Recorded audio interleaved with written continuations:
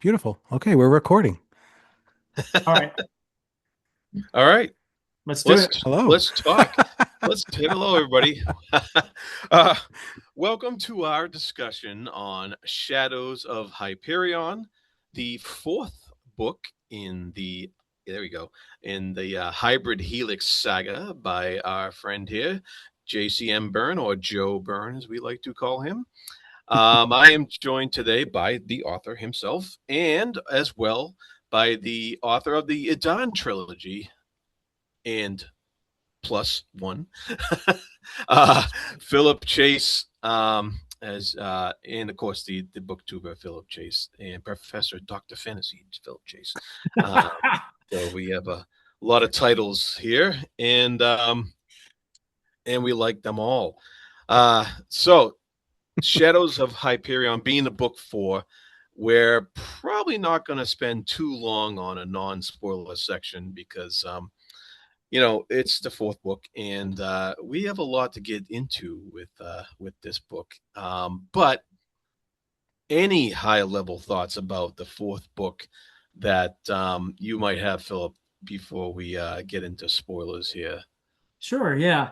This was one where when I started, I was, I've loved all three previous installments in the series, in the Hybrid Helix series.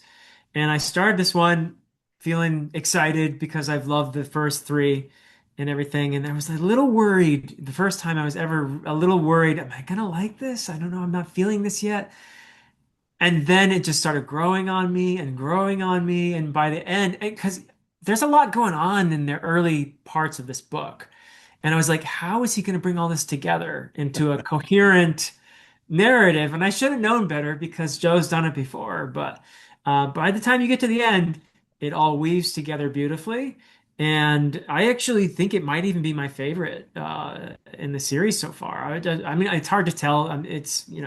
But I loved it by the end. And it's continuing Rohan's journey with the wonderful themes that Joe I think it's subtle, and sometimes an author does something it's with themes it's a little more subtle, but you get used to a character like Rohan and you begin to see the bigger picture of his journey, which is also what the series is. It's the every installment has to do two things minimal: one, be an entertaining book in and of itself, and two, continue the bigger picture journey that's been going on here. That is Rohan's journey to become a better, a better hybrid, a He's better a person. person. He's not a Yeah, he's a human, but he's a person. person. Yeah, yeah. To be a better person, and that's a two steps forward, one step back kind of process, and that's something I love about it. It's not a clear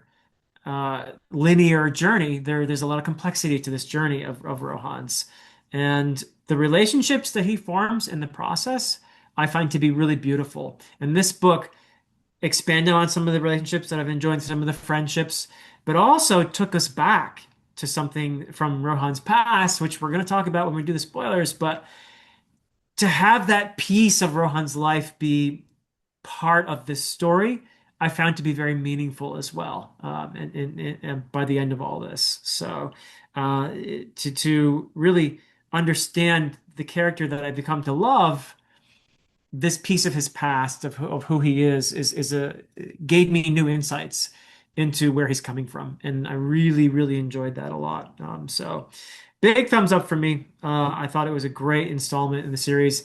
I can't wait to talk about what the title means, Shadow of Hyperion, because there's like at least two, if not three, possible meanings here to Shadow of Hyperion, Oh which yeah. we'll I'm sure talk about when we hit the spoilers. But yeah. Yeah, well said, Philip. I agree with you. Um, I think there is actually three meanings to the title, and the and I like what you said about the bigger picture, because I think this book especially starts to give us more in that direction, and I really enjoyed that. I really enjoyed there's one aspect about this book that I really loved that I think makes it my favorite of the series so far Mhm. because of that. thing that Joe's does,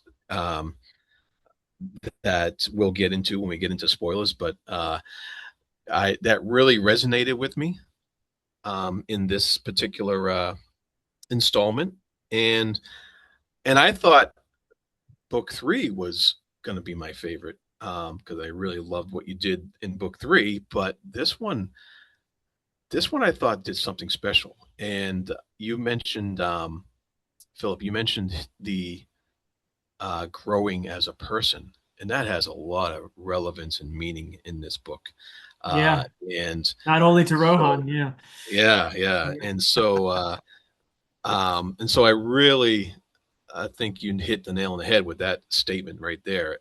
And this book, um, it gives us that because it gives us the pain of that as well.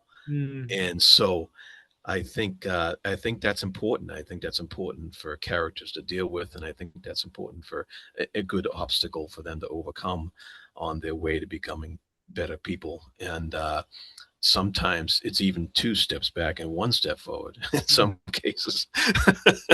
uh, but yeah, yeah, well done. And I think Thank you. that we we can go right into spoilers now because unless Joe has something to say Just one about thing, the back and forth. So the way I always think about it is this is why I call it a helix. It's not a line, right? It's like imagine you're looking down at a helix. It looks like you're going in circles if you as you go, right? You're going kind of always coming back to where you started. You're just going in circles. But if you turn it, if you're traveling up like a spiral, you're rising, right? You're gaining. You actually are getting somewhere. Depends on Yeah. how you look at it.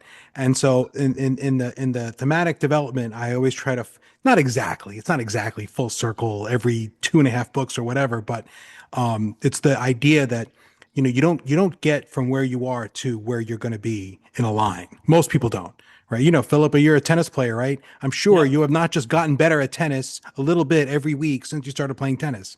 I'm sure there've been times where you got hurt, got a little whatever things happen, right? You're going back and forth, you're staggering. So that was, I'm glad you guys see that because that was deliberate, and that's why it's a helix. So, Yeah. And it's true to life. I, It's true to yeah. life. Oh, yeah. Oh, 100%. Yeah. yeah, that's 100%. pretty cool. So, All yeah. right. Can we talk about that title if we're doing spoilers now? Oh yeah, let's get into that title. That I title's love the titles. It's one of my favorite aspects of the series, Oh, among yeah. others. But Shadow of Hyperion. I just So wrote it that I want to say I just called it that to try to get Dan Simmons fans to buy this book by accident. That was my only goal. I could not find a character list online, but I did try. And the stupid AI said, "Do you mean the Hyperion cantos?" And I was like, "No, I don't. I want Shadow of Hyperion Hybrid Helix series." Yeah, that's funny. That's funny. Yeah. it's funny. Uh, It's a Shadow little more popular. Shadow of Shadow of Hyperion. Hyperion. I mean, obviously, one applicable meaning is this is not Hyperion. This is big time spoilers, everybody, okay? Yeah. This is not actually Hyperion. This is a shadow of Hyperion, this entity, this little god thing that is Scott. taken on his identity and is slowly becoming less like the comic book version of him that I guess that would have had that as a reference to begin with, and it's becoming more and more complex, becoming more human, as Jared was saying, as we were talking about, um, discovering one's humanity. But also, it's Rohan in many ways is the shadow of Hyperion, isn't he? He's been in Hyperion's shadow for so much of his life, Mm. and he's his shadow. He's his follower. He's Hyperion was his mentor, right? So that's another possible meaning. Jared, I'll let you go with your interpretation. Yeah. Well, that was two of them right there as Yeah. well. And the shadows can also represent like darkness over people, and so you have that hanging over Rohan's head, basically, that past with Hyperion and the shadow of what he did with Hyperion, with for the Ildrak and everything that they went through, and you also have I just had another thought about that too. But you have those. That's basically there's those shadows of the past and what Hyperion meant to him, as well as to Doctor Stone as well. Um, and so there's a psychological shadow that accompanies suddenly being faced with this creature that looks and acts like the Hyperion they used to know in some ways. So I thought there was a lot of levels to that title, and I think that's just great. And there's living in someone's shadow, where someone is a figure of importance in your field, in your area, and you're trying to get out from under their shadow or living up to, or you feel, Yeah. and this is what Hyperion's the Superman, the Omni-Man of the setting, right? Um, and I did not intend to bring him back when I wrote Wistful Ascending. That was not the plan. I don't know when I thought of it, but it was not originally. He was just going to be dead and gone. It was like that was it. It was just going to be like a little shadow, like looming over them Well, all. and he Like this is still the. is in a way. I mean, this Oh is yeah, yeah. He still is. Oh, it's he's not dead. Hyperion. Yeah. Yeah. No, it's not. It's not. But I didn't get this idea at first. So anyway, Oh, thank you. Yeah. very cool. Very Well, cool. it's And I just Steve. loved how you made him evolve from this very naive comic book like character. That's not what heroes do. And and I love how he was introduced to Rohan as the Griffin, and he keeps calling him, "How are you, the Griffin?" Instead of "How are you, Griffin?" But it was like having a puppy, but this puppy grows up and becomes more dangerous. I guess it's a Doberman or a Well, pit bull or whatever, but he's yeah.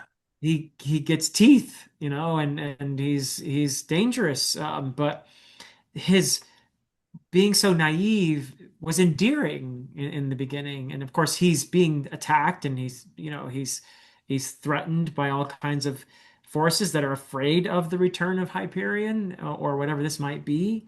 So Rohan giving him shelter and giving him a chance to become whatever it is he's becoming, and introduce him to the more complex version of Hyperion, the more real version that he can grow into, and also grow more powerful in a very scary way.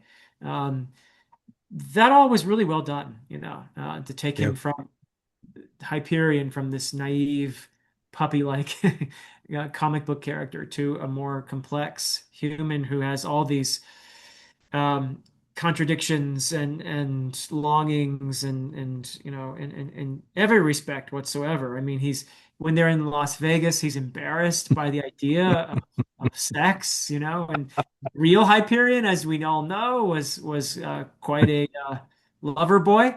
So this is something that he has to. He becomes more and more complete, I guess you could say. But really well done. Yeah. Yeah, Thank you. and I really love the slow reveal of all that, the the build up to figuring out what this creature is that's not Hyperion. Steve is his name, and uh, but figuring out what he is, because we go from one thing, like he firmly wants to believe he is Hyperion, the Yeah. innocent Steve Wouldn't at you? first, and Yeah. um, and you know, so you can't just Rohan can't just break it to him. He's trying to be more gentle with it, but then he goes to the next step where he goes off Earth and brings him to Wistful and encounters the stones, and it's like, nope, he's not Hyperion. That's just not going to happen, and that's a little breakage in the creature, the Steve creature, that and he has to, and there's a whole new learning curve when he gets to Wistful about Yeah. who he is and what he is, and he still wants to be Hyperion. But then you go to the next step where he brings him to the what's that place called, the Ring Gate, Yeah. uh, and then there's a whole new thing, and so that reveal of discovery of the creature and what he is and what people suspect him to be, and the little hints that everybody's throwing out. I thought was just well done, well paced. Like Oh it was yeah. one thing Thank after you. another, and Yeah, yeah. I like how it was slowly revealed, how you let the reader kind of just figure things out for themselves as it's going along with little hints, and then the reveal that he's actually a god in the making was really cool.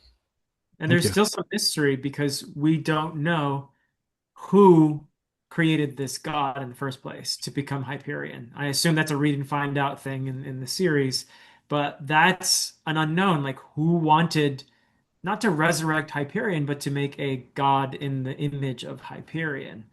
Yeah, Somebody did. Somebody started this because that's how my understanding now of how, like different mythologies in different on different planets have given rise to various gods because there's a certain element of belief that makes their existence possible. Do I have that right, more or less? I mean, there's somebody, but somebody has to get this thing in the beginning, at least, out there, right? So the gods are stitched together from ideas that are sort of, ethereal by an entity who is mysterious. You do not know who it is. It's not Okay. the Ildrak don't know who it is. They know there's something somewhere that does this. They think it's a conscious being, but they don't have like a name, or they can't show you a photograph, or they claim not to, at least. So as far as we know, we don't know, right? But there is a thing that creates gods, There's a and my spawner my of gods out a there spawner, somewhere. yeah, a godfather, and what? my obvious answer is like it should be that, like, look, someone got kind of scared during Return of the Griffin because there were giant sharks like rampaging Mhm. the earth, and like, well, we could use some help right now, right? So let's Yeah, summon up some where's help. boy, we could And have then used Hyperion then, yeah.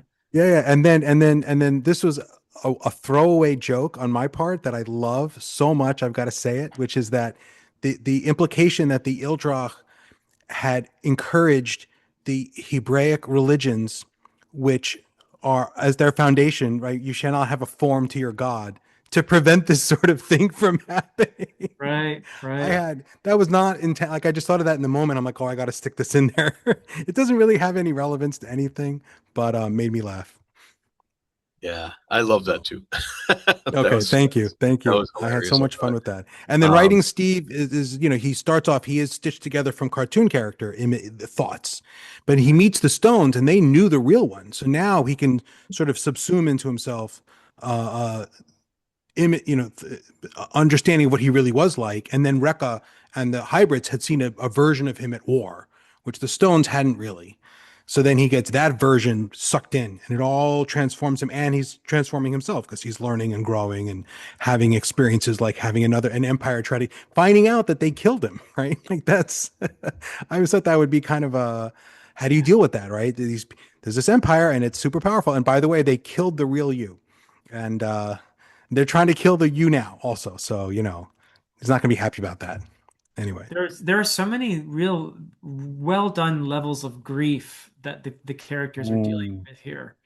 Like Marion's particularly and Ben as Uh-huh. well. When they see this Hyperion there, it's like Marion's reaction is no, no, get this away from me, right? This is not Hyperion. And Ben is more like, is it Hyperion? And Smells like a period. yeah, it smells like it. Um, and you can see this is a wound that's opened in them because they have already done their grieving. They've done their, that's why Marion's the way she is. She's done her grieving and she doesn't want this wound to be ripped open. And Right. so it's really painful actually to see. And then also, of course, whatever he is, Steve, Hyperion, whatever, he feels the rejection of that, right? Like yeah, if somebody, imagine you died and you came back and your loved one was like, get away from me, right? Which is an understandable reaction Sure. because you'd be like pretty freaked out if your loved one came back. But that would hurt you. You'd be like, it's me, what do you mean get away? I'm back, really well done. Yeah, I mean, it's just Thank you. it's all these levels of grief, and of course, Rohan is dealing with it too. yeah, He's kind of laid back about it, but you can see he's struggling with Yeah. all his interactions with this entity, Hyperion. He's always in doubt. He doesn't know, are you Hyperion? Are you? And it's bringing up, you know how when you go back home to whatever town you grew up in.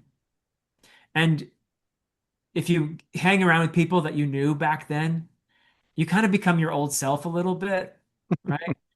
This is kind of what's happening with Rohan as he's hanging out with Hyperion. There's a lot of his younger, issues that maybe he thought he had put a lid on that kind of boil over here, I think, in the course of the story, Yeah, right? absolutely. Yeah, I think. Especially when they go to the ring gate and they fight the wedge Yeah, and they both lose it, right? Like only a hybrid could, right? That brings out some really and people die. The elves or whatever they are, they die, and it wasn't from all of them didn't die because of the wedge. I don't think Rohan knows if he killed them, but he knows that Hyperion did. yeah, 100%. yeah. It's very that's very interesting because he like you said, when you come back to a place that you have been away from for a long time, you're absolutely spot on. When you start, you start acting like you used to before, even if like sometimes like you thought that you put that stuff in a box, like I've moved beyond. I've like you said before, I've taken those two steps ahead. I don't need to do that, but then that stuff comes back and you take that step back and you relive that part of your life and not always for the better, but and that's it's great character exploration. I thought I even Thank liked you. it. I think I liked it in this book more than any other so far, and it's yeah, I thought it was really cool. I really love the I really love how you have these events happening. You have Steve in Wistful, but yet Rohan still goes to work the next day. You know, he he still keeps his appointments for lunch. You know, and Especially if it's Tamara Linth. yes, oh yeah, um, and I kind of like that because so many times in stories and in even and especially in like superhero comics, they just go from one crisis to the next, and you don't get that everyday feeling. Like he just wants to be this guy who's working on a job, and you don't get the like Peter Parker should have been fired so many times because he never showed up to his job, whatever.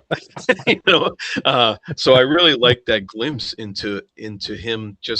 I'm just going to go to work because I got to do this. This is my life now, and I Yeah. really don't want to be dealing with all these Well, universal crises, even though I got to keep doing it because of who I am in my someone's past got to. and because yeah, because he's generally needed, at many times. But I really just like how you wove that into. Thank you. Yeah. Yep. And another element you put in here, and great job of like, giving the convergence at the end, but you had all these rebel factions against the Ildrock Empire going on, Oh and one of them even involving Tamara Lynch's ex-husband. Come on, Lonnie, get it right. Lonnie, Lonnie, quit calling her your wife, man. I mean, that just shows how what a loser you are. But anyway, yeah. I mean, that's poor Rohan is being asked by Tomorrowland, can you please look out for my stupid ex-husband? I don't want him to die. And Rohan is trying to tell all these people, you cannot fight the Empire. You cannot fight the Empire. You cannot fight the Empire. And they're not listening very well. Um, and he knows better than anyone, of course. But that's exactly what it looks like this god entity wants to do by the end. That's become Hyperion. It wants to fight the Empire. It's pissed and it's angry and it's kind of scary actually because we've seen how powerful it is now. It's not a puppy anymore, right? So I think that uh, one of the compelling parts of this book really is how you bring all these different things together. You've got the rebel factions, you've got the revival of Rohan's relationship with Tamara Linth, which has now got the added complication that she wants him to look out for her ex-husband, which is a little weird for him.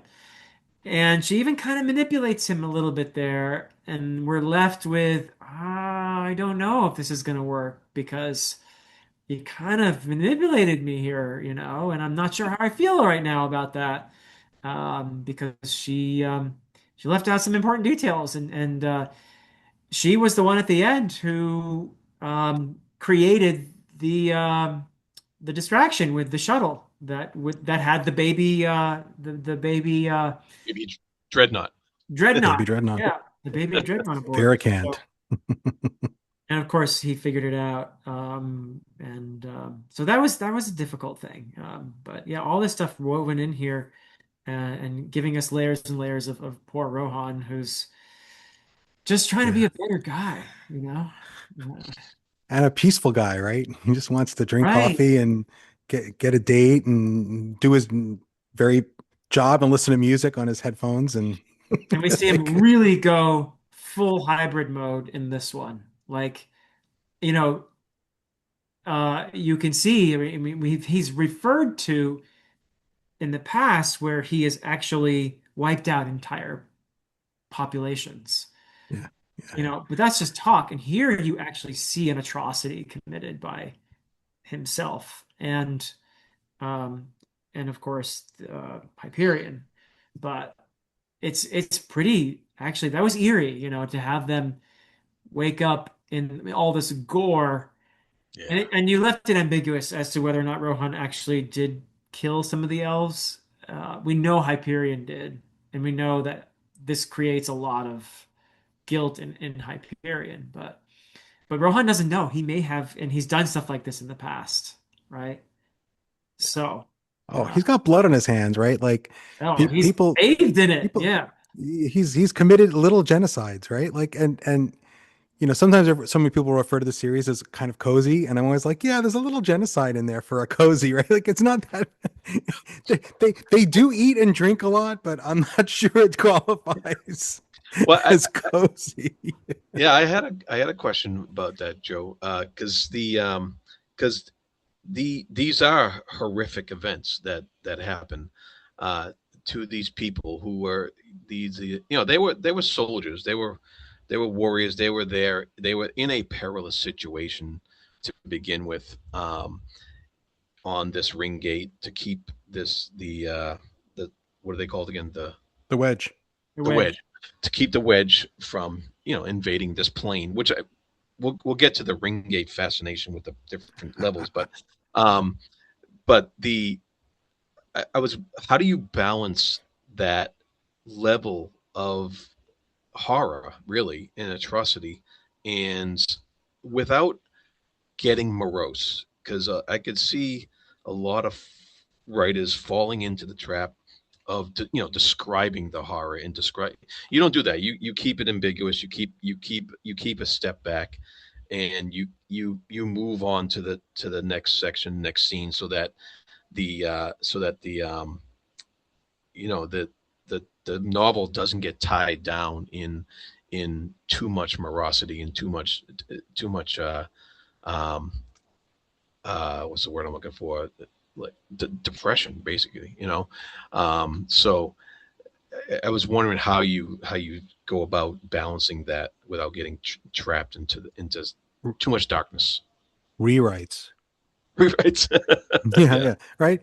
It's a trick. There's a super tricky balance. For me, it's tricky. Maybe it'd be easier for someone else. For me, it's hard to balance to play between Rohan sort of acknowledging that he's done terrible things and caused horrible things, and like not wallowing in it and sort of saying, okay, I've done this, but at some point you got to, me drowning in misery over my own failures will not help anyone. Today's the next day, back on the horse, right? Like an alcoholic, right? You're an alcoholic, you go on a binger, you get drunk, you can wake up the next day and feel terrible and have another drink to, to alleviate the feelings of guilt over having broken your sober streak, or you can get on a new sober streak. right? And that and to me, that's what Rohan is really trying to do. Is that, and I don't know if I said this to you guys or it was a different discussion, that there's this implied rock bottom that he hit before the first book that I never described, and it's not on the page, but presumably he woke up in a pool of blood of innocent people and was like, I can't do this anymore. I've got to Mhm. start doing better, right? And it's implied. It's never described. He never said talks about it. But to me, that's the thing. He's hit that rock bottom and now he's just like, all right, back on the horse. Yeah, And he but gives himself a minute, and it's like you write this character that you wish you could be, because I'm not that guy, right? I'm the guy who will wallow and feel bad and about my failures and just be depressed about it for whatever. But I'm like, it's like Kentaro Miura writing Berserk. Why did he write Berserk? Because he suffered from depression. Have you guys read Berserk? Or am I talking to myself? You're talking to Um, yourself. okay, okay. Main character. I'm not going to get no spoilers, but his I'm his going to prime. read it though. I'm going to read Okay, it. but this is not a spoiler, but the main character, one of his primary characteristics, he sort of never gives up in the face of extreme adversity. That's very high level. And I'm not spoiling anything. Miura suffered from depression, so he wrote a character who never gave up in the face of extreme. And the adversity is extreme. Berserk is serious stuff. So, but that was the whole point. Miura wrote him to be like a beacon for himself. And so to me, that's the same idea here, is that Rohan's but he's gonna slip, because if he never slipped, then there'd be nothing to struggle against. It wouldn't be inspiring if he didn't slip, but he slips, he gets back on the horse, so to speak, well, metaphorical that's a good horse. word, I think. And I think it's a strength to your writing that you continue to make it inspiring. That Rohan's on Thank his you. journey. Yeah, yeah, that's the attempt, right? I mean, it's a power fantasy, but you know, that's what I that's I this is the stuff I like to read, so that's why. There are So so many ways in which he can slip too. Like there are these other three hybrids show up who are trying to essentially hunt down Hyperion, and they're hanging around because they think that he's going to go visit the stones, and they're right about that. So you got good Rekka, plan. the Gray, and Flint, who are much more aggressive and in many ways probably remind Rohan of what he was, right? Sure. And they are, even Rekka particularly is very territorial, like, okay, we have to have a little showdown here to show who's the dominant hybrid in the neighborhood right now. So, and Rohan's like, oh, come on, really? We have to do this? And he kind of just he goes along with it, and all the while trying to not let them understand who he really is, the Griffin, which, would change things a lot. So he's trying to juggle all this stuff at once. Yeah. And that whole scene where initially he allows Rekka essentially to beat the crap out of him in order to placate her dominance, let her have her dominance show and then get on with things, right? But it doesn't stop there, unfortunately. And although eventually it becomes a moment for Hyperion when he gets into the dominance display, where that's where and Rohan, by the way, that's just a brilliant scene where Rohan figures out they're gonna kill him unless I allow him to understand who he really is by having everybody have this powwow, share their memories of Hyperion. I mean, that was pretty clever, a Thank stratagem you. where he's like, okay, let's all talk about Hyperion before we slaughter this imposter. And they all tell their stories, and they don't know, of course, the entire time. And he's playing with his little puzzle he got from his buddy there the whole time, so that the Gray can't read his mind and know that he's actually doing this as a trap for them. Yeah. Really nice combination of elements there. Yeah. I Um, love Yeah. the added complication of the empaths right. into that scenario. Yeah. Yeah. There are so many scenes where having empaths there, they can't really read your thoughts like sentences, but they can tell what you're feeling. So they're lie detectors, and that is so useful. It is so useful because you can just go up there and you have to say things and they know if you're lying or not, like 100% accuracy. But that lets you manipulate everyone because, as Drew says, all the best lies are true anyway, right? So you can shape everything. So he gets my one of my favorite things in this book is him trapping Flint. Like, oh, you have gravity powers. Okay, let's go to the planet where you have an event. Flint's like, oh, well, what do you mean you want to go to the planet? Like, I don't. But and then Gray's like, oh no, if you go to the planet, you're gonna die because on the planet there are the kaiju, And if Flint Right. goes to the planet, the kaiju are going to eat him. And But Rohan Rohan knows it. So knew that the Gray yeah, was going to yeah, hear that in yeah, his yeah. thoughts. So he planned the whole thing out. So she would say, no, don't do it. Don't go to the It's like he's planet. ahead a couple chess moves in that scene. Yeah. This is where this is the other funny part to me is so I've read reviews of Wistful Ascending. People like he's not the sharpest pounce on the bunch, but he means well, like meaning Rohan. I'm like, Mhm. okay, I either didn't write this well or you didn't read it right because he's really smart. Like that's the whole he's self-deprecating about it.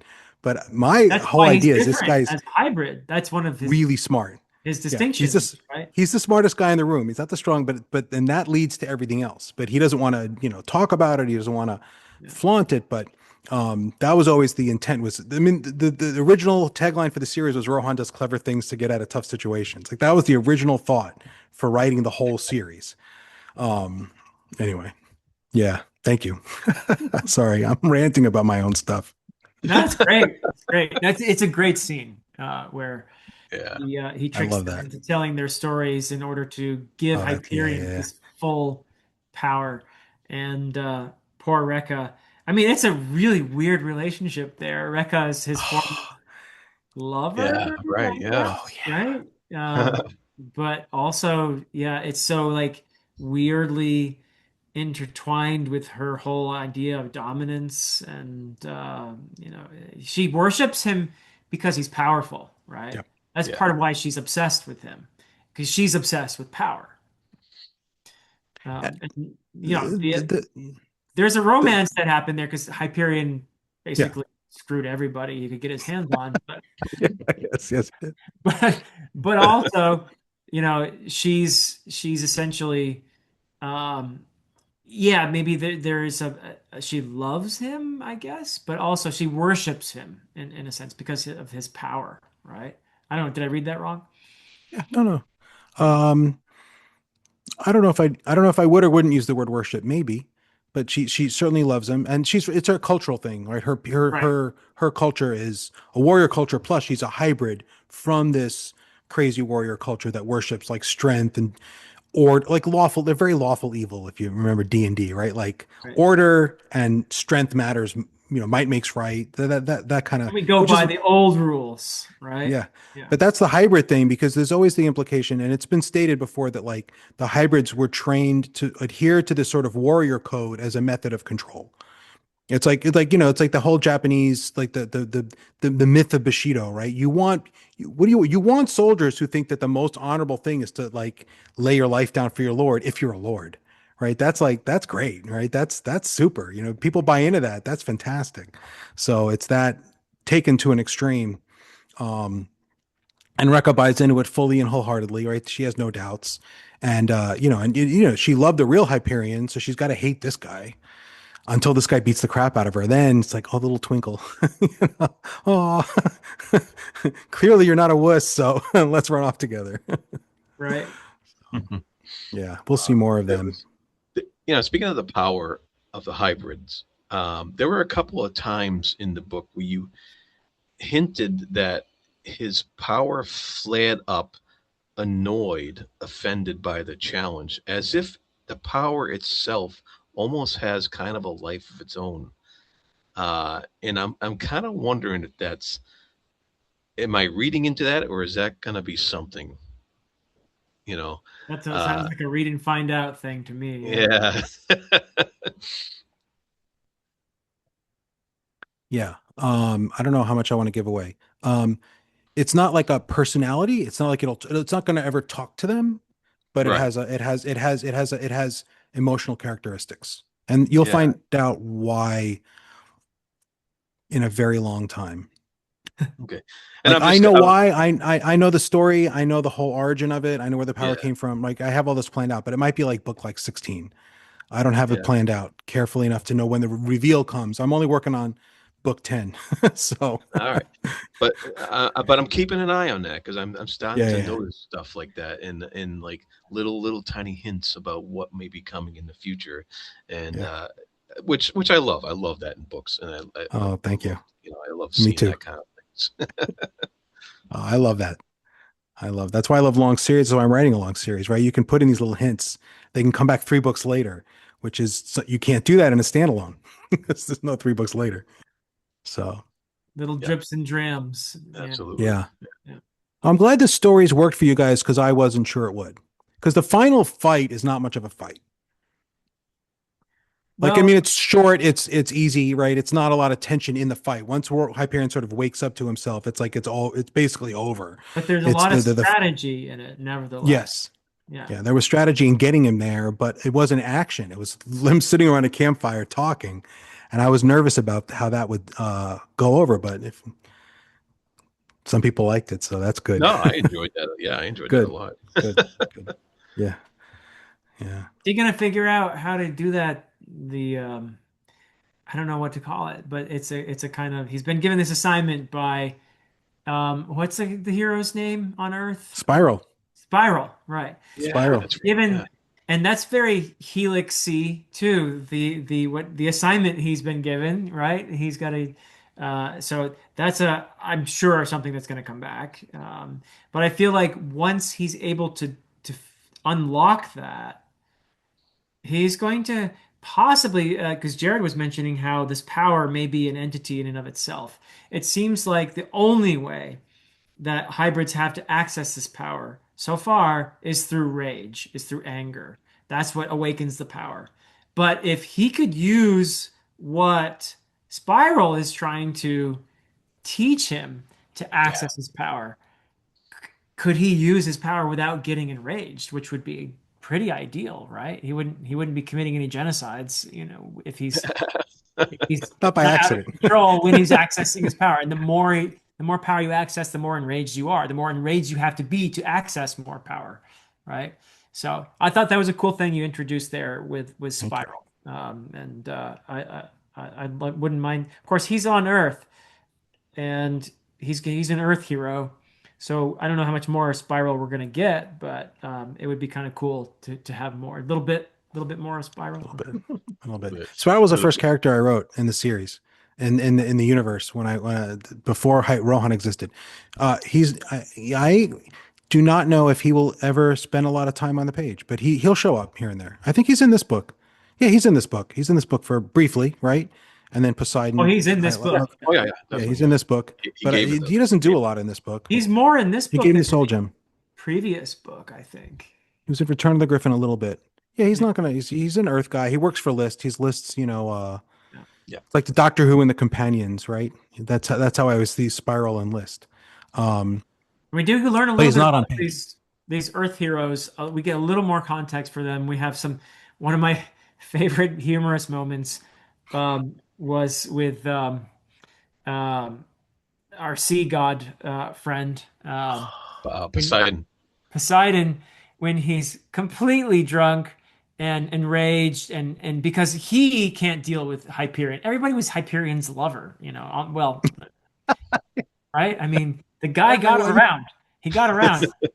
Yeah. But he's having a hard time dealing with the resurgence or this reappearance and stuff. And he went on this raging, destructive. He's destroyed a room or whatever, and he's drinking all this wine. And finally, it's Bright Angel, I think, who talks him down and suggests pizza. And I love the line where he just says, "Pizza would be nice," Poor Poseidon is grieving, and he's just like a little boy again, like, "Oh, pizza would be nice." Um, And but we Poseidon's the first one who tells you what Hyperion is. yeah, he is actually. He knows. Yeah, and He knows. that was Kind of. That's right. yeah, he Yeah. knows that he's a god. Yeah. But then you do get some good. I mean, even Banff gets a little fleshing out. We never saw Banff before, um, Oh yeah. and Oh, that's right. so we see that Yeah. Banff. We know that at least Banff is essentially unable to move, really, like physically. So you're not doing a complete like Nightcrawler, rip off here, even though you took the word Banff, which I I know. love. Yeah. Um, Yeah. Yeah. but are we going to learn more about what happened to Banff that made him No. wheelchair bound, or is that just I okay? think it's a congenital disability. He's just severely disabled, like from birth, and he just has the spatial power, and then it's just a lazy way for me to not have him always with the team. Right. Right, just totally, but also the idea, I think that, losing certain functions can enhance other functions. This myth about like blind people smell better, which I think is not actually true, but it's a persistent myth that, the fact that he's not physically capable means he's only focused on using his power, which makes him better at it. So he's just everyone's, teleporter. Right. Just like, got to get to the other side of the world in a hurry. Like, Banff, like, come on, man. Like, open a portal. Um, Okay, we're not yeah, he getting a shows up BAM in, POV anytime soon. no, I know there's only one POV in this year. Every once in a while, I'm tempted to write a POV from someone else and have it just be like everything is completely different than you thought because everything's from Rohan's point of view. But I'll Right. probably not do that. If But you do a it different is. POV, if you do succumb to the temptation, do a BAM POV. It has to be Pop. It has to be Pop serving eggs to these crazy people eating That would breakfast. work. Yeah, yeah, Or yeah. Wistful. Wistful would be a really interesting POV. Oh man. Yeah. Yeah. Yeah. Yeah, Wistful's an interesting character, anyways, because it's always interesting when Whistle comes in and says something or gets asked something, and sometimes she denies and sometimes she doesn't, and you're always wondering, um, because she's quite alien, you know, and so she's not going to have the expected responses that a typical person would. And I like how you never really just know exactly where she's going to land on certain issues and stuff like that. And keeps I think it keeps the story off balance in a good way. And I think Yeah. it keeps Rohan off Oh yeah. balance in a good way too. And I really enjoyed the few interactions we do get with Wistful. Yeah. It's never a And lot. I also loved in this book how Wistful is protective of this growing god. And Wistful knows also, like, doesn't Yeah, want to tell she, Rohan uh, for the longest time that this is a little godling growing up here, but is also protective for whatever her reasons are. And I thought that was interesting. And we see Wistful also dealing with the fact that she has free will now, yeah, and that the directives implanted in her by the ill saying is gone, right? And that she can make these decisions, and seems, as much as we can hear any emotion in Wistful's, 40,000-year-old, space station yeah. voice, right? Well, I, Um, I think there's a correlation there. You might have just pointed out, Philip, that she was kind of born again when she got her free will. yep. And so she's protective of a god that was just born. And she's also protective of a baby dreadnought Yeah. that's just getting born. So I think there's definitely a correlation in what Wistful is protective about. Yeah, that's pretty good. I like that. Wistful is protective of giant, scary babies. Yeah. Yeah, she is a giant scary baby herself. Although yeah. I mean, Wistful's tough. We don't see her fight a lot, but she is tough. Um, we know that because repentance is tough, and they're basically the same thing, more or less. Yeah. Um, yeah, And but I mean, I Repentance love got that. the Dreadnought too, so Oh yeah, gonna make Repentance even more tough. I don't want to. Yeah, you'll see more of that. You'll Yeah, find out more about that. Why does Repentant want a baby? right. Uh, that's the next book, I think. I think that is. Okay. All right. Yeah, Oh, cool. but that's the whole Sartre thing, right? That free will is terrifying and nauseating. That's my theme. I did not appreciate Sartre when I read him in college or grad school, but now I do, because it's that whole like, oh, if I can do anything, that means I can do anything, but I can do anything. Like that's terrifying because it means you can do horrible things, right? You can wake up tomorrow and commit some terrible crime. I mean, maybe it's not likely, but you could, right? And knowing that is very upsetting, can be very upsetting. And that's the whole Sartre thing. And that's what Wistful is living with. So, little philosophy with your superheroes. Just a little. Consequences. Yeah. Yeah. Yeah. With Yeah. great power comes great responsibility. I think I read that in a Yeah. comic book somewhere or other. Yeah. And there were a couple of comic book references in this Oh, novel as well, because I know, Joe, you like to put those in there. Um, I don't remember what they were though. I can't find them, and I wanted to note them, and I lost it. And but it was there are definitely solid comic book references in this book where there are actually lines that somebody says, and it's like, oh wait, that's from a comic. I know that is, even though he's saying it in a different context. But uh, just Oh, it's just fun. It's just fun to know yeah. what you're pulling from with Oh, these. early Hyperion is the Tick, Yeah. right? If you've seen the Tick, any version, it's some mixture of all the. Because I've read the comic and I've seen like 3 television shows based on the Tick at least, and it's some mixture. They're all a little different, but that's early Hyperion, like the Chum thing. Oh yeah, One of my, chum. I That's get what a it lot of was. beta readers who are like, a lot of my beta readers don't have the background. Most people don't have the background I do, right? I have a very specific and weird background, right? So they'll be like, "Why is he calling people chum? Like, what is?" I'm like, "Have you not seen the Batman like show from the '60s? Like, come on! Like, he called everyone chum. Like, that's Adam West. You know, if I got Adam West to help with the narration, I would have. Um, yeah, that's why writing Hyperion was so much fun because you start off and he is he literally is stitched together from people's memories of cartoon characters. So he needs to talk like a cartoon character. So that was a lot of fun, you know, and then he gradually becomes a real person or becomes a copy of a real person. So yeah, there's a lot of Tick references in there. And then I'm sure there's some other stuff when they're on Earth in Vegas Yeah, that chum. were Chum was one of them. That stood out to me. I remember that. I what? was just, oh, yeah, chum stood out to Oh me. yeah, That was yeah, yeah, that I remember. Yeah.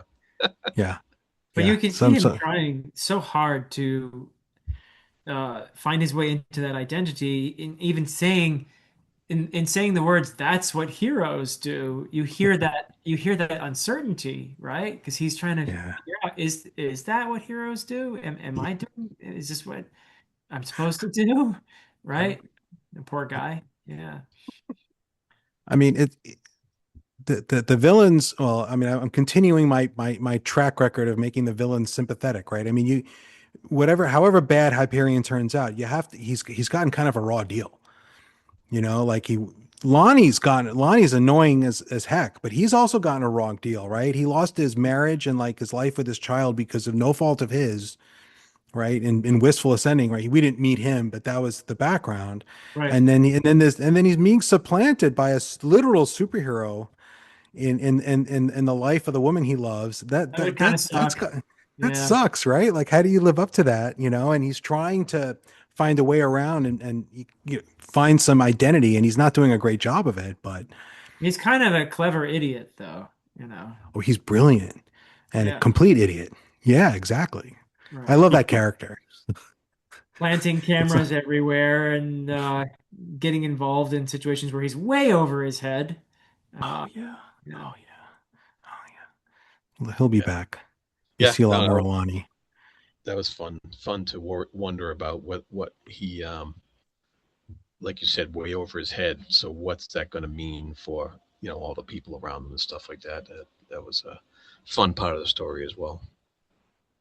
Thanks. Yeah, at the moment, I don't see any of these rebel factions having anything close to the firepower they're going to need to take on the Ildrak Empire. Right. Um, And that's what Rohan knows, you know. Like he knows, like, you know, the Empire's not worried about the rebels because they don't need to be. They're worried about the ring gate and other stuff. yeah, the Hey, wedge We have a too. guest. Oh, yeah, speaking of the cute wedge. puppies, even That was cuter than Hyperion. the other Easter egg in this book is that the partial function is set on the ring gate, but it's for people who don't know they're on the ring gate. They're Oh, the elves, right? There's a Yeah. tribe of because it's huge. So it's just a different Yeah. tribe. They haven't met Rohan. The time frame's not specified, but it's these people engaged in this constant lifelong battle with the wedge on another section of the ring gate. So I had people, I think partial function came out first and people are shouting like, wait, is this the same place? And I'm like, yeah, it's the same place. It's the same setting. oh, I thought it So was totally separate. That's no, cool. no, Oh. no. You're I doing mean, a there's no Sanders overlap. here. Yeah.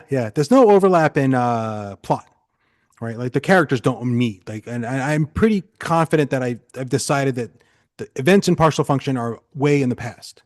But I could actually fix that. I could change that. Like there's no nothing textually committing me to that. Yeah. So I may Oh, change my okay. mind. But All I right. don't. So I don't plan on the characters ever meeting, but it is the setting. So So just so in case people don't know, partial function is other books that you've written it's that another book. that Yeah. weren't The related sequels to may come one day, but who knows? Yeah, Philip has a. yeah. I I have sent a you a copy. copy years ago, a couple of years, something like that. Oh wow. You're behind Sarasvati here. No, that's a great place to be. It's a great place to be. Yeah, I love that cover. That's a great Oh, cover. okay. That's J. Caleb Designs. But that's a Who did wedge. that cover? That's a wedge. That's a Okay. Yeah. wedge. Yeah. They're all different. They're all different dinosaurs. Yeah. Yeah. So it's Triceratops wedge, and there are like T-Rex wedge, and they all have like mutations and tentacles and stuff. There's a reason they're doing what they're doing. You just don't know it yet. Yeah, I mean, we got to talk a little bit about the ring gate and all that, and all these Yeah. different Uh, levels of reality or these shadow worlds. And we've had characters in the past who have the ability to shadow walk, I believe. So and Return of the Griffin. also taking advantage of these different levels. Yeah. Um, but the ring gate is this structure that exists at the heart of where all there's this like slippage between these levels, I guess. Or can you The ring explain? gate is a machine that moves you. That will move It's you like up an and down. elevator. It's an elevator, so it's a ring world, right? So it's spinning around a sun, Yeah. and if you land on the ring gate and you just stand there, you just spin around and you're nothing happens. But if you're on, but what the ring gate does is each section of the ring gate pushes the next section up out of shadow, and the section behind falls into shadow. So once you're on the ring gate, if you start walking east, you come up out of shadow.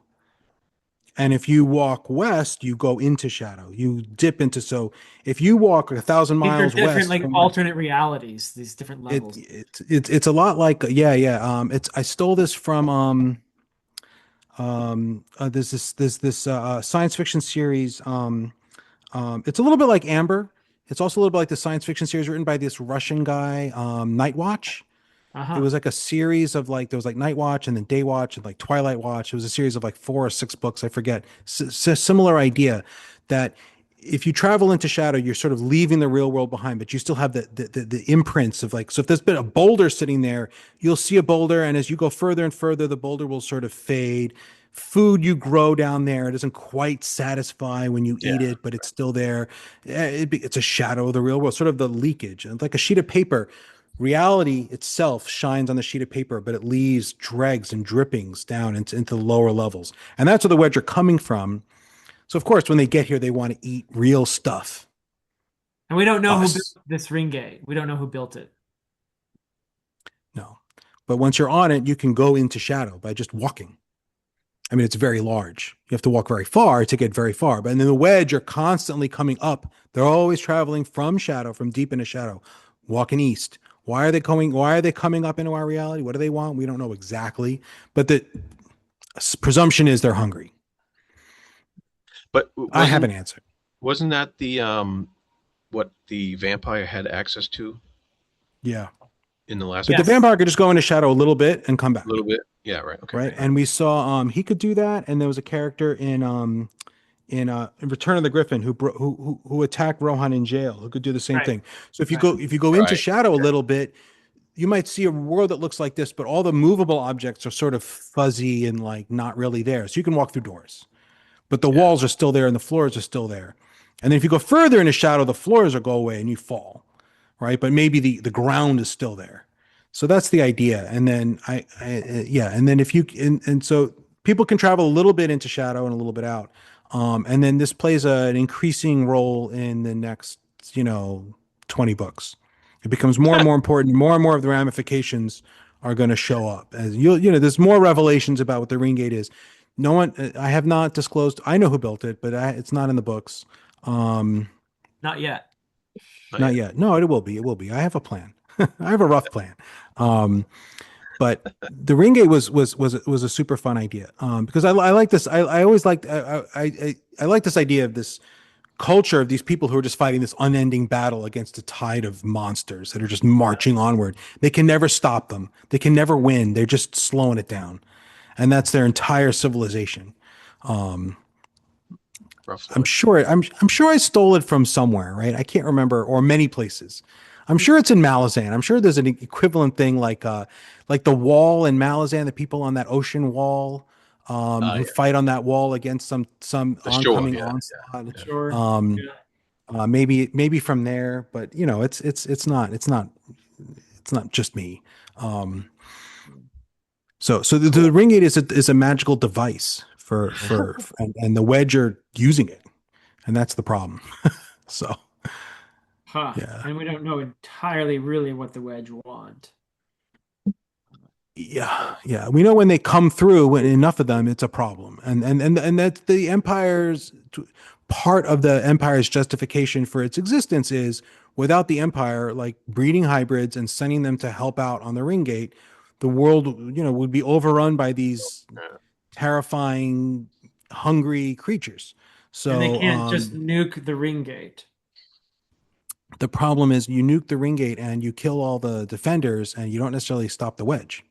Yeah. They keep coming, and they're not all nukeable. And many of them are, right? But many of them would just get angry. It's like Yeah. Godzilla, right? I mean, was there a fortress in this one that's in the carcass of a wedge? I think there is, right? Yes. The Yes. Oh, It's yeah, a yeah, yeah, yeah, skull. yeah. The entrance is a skull.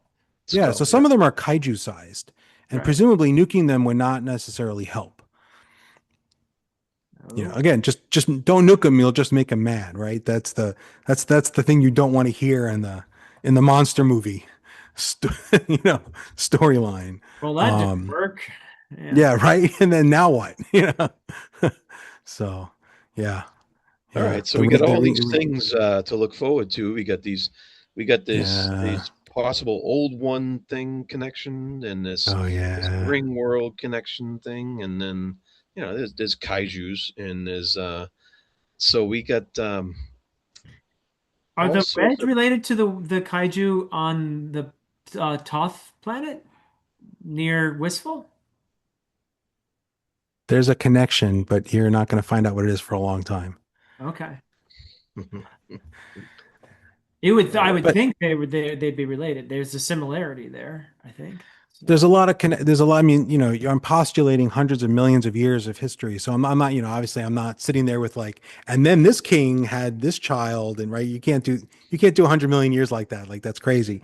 But you have these general, you know, species and how they generally reacted to others, and you have bioengineering. So a lot of the species we see now are a reaction to threats that were perceived or real in the past, and so the whole thing I have laid out, and then the characters are discovering it bit by bit in the books. So as are you'll the find readers. out more.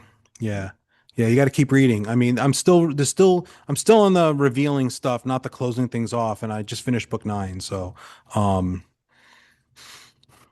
yeah, there's more to come. Okay, cool. uh, You have your Yeah. notes all somewhere, Joe, in case I you're hit by I a bus or a I wedge I eats you or I something. tweeted this, and I was an honest question, and I think I'm interested in anyone's response to this because would you want like a pamphlet or like a one page how this stuff is supposed to end from any like authors whose series aren't finished? And people all assumed I meant George R. R. Martin, which was not really who I meant, but that's a perfectly good example, right? Like if George R. R. Martin at one point said, "You know what? I'm done. I'm tired. I'm seven. He's 77. At some point, he'll be older, right?" And he's just like, I'm not writing these books."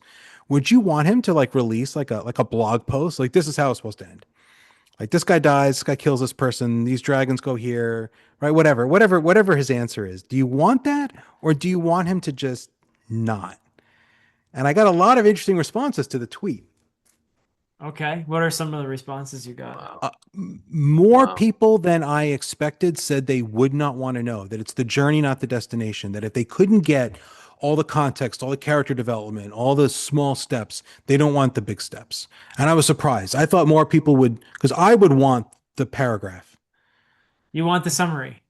I want the summary. Oh, You want the Spark Notes. and again, I'm not giving anything away, but Berserk, the mangaka passed away, and Right. supposedly he left his notes. But I would, and people are going to finish the story, like his assistants. But I would rather see the notes than what his assistants do with the notes. I want to know what Oh. he wanted in a page, translated. Obviously, I don't speak Japanese, So but you'd rather that Robert Jordan's Wheel of Time was not finished by Brandon Sanderson and I think both is fine. okay. Oh, both. Okay. Gotcha. And maybe with Wheel of Time, like um um I don't know. I didn't like I didn't like Wheel of Time as much as other people, so I don't care. I'm not as invested in Wheel of Time as I am. I'm much more invested in Berserk, in what it means, which is Uh-huh. why I want the original intent of the ending. I really want to know what certain things meant. What was the intent? Was this guy supposed to be a good guy or a bad guy? I'm not giving anything away, but I'm just like big picture, Yeah. which you would only know from the ending, right? You only know from the context of the whole story if this person's actions did it pay off or not, right? I want to know what he meant, and if that, then you can get that from a page. I think, or a lot of it, not all of it, of course, but so yeah. But I feel like I should leave like like a document somewhere that my poor wife, can just put on Twitter or something. So like, this is what's supposed to happen. This is what happens in the end, and Rohan, whether he lives happily ever after or not. Oh. So, but All right, not yet. cool. Well, in the meantime, we do have the next book to look forward to. Yes, we do. What is the title of the next book? Eyes of Empire. Eyes of Empire. All Eyes of right. Empire. Yep, another one of these multiple Has, meaning titles. it has, 6 months later. That's the one completely artificial conceit of the books, is they're all exactly 6 months apart, which makes no sense, but just makes it easier for me. It works. All right. Cool. Yeah. It's the only way I can keep track of what the heck's going on and like how, anyway. Thank you guys so much. I really Yeah, appreciate Eyes your of Empire. insights and your feedback. Eyes of Empire. Eye of That Empire? sounds great. Yeah, Eyes of Empire. Yeah, meet some new people, and that's oh, I don't know. I keep wanting to say this book is people's favorite book, but who knows? Okay. It'd be tough to top this one. Yeah.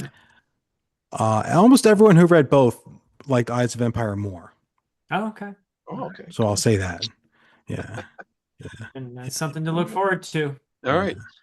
And that's all right. in audio. That's in audio. And six is coming. It should be coming out in audio any day now. Wayne has the corrections. I have to wait for Wayne to like record the corrections, which is not a lot, upload them, and then you got to give Audible 2 weeks to do their thing.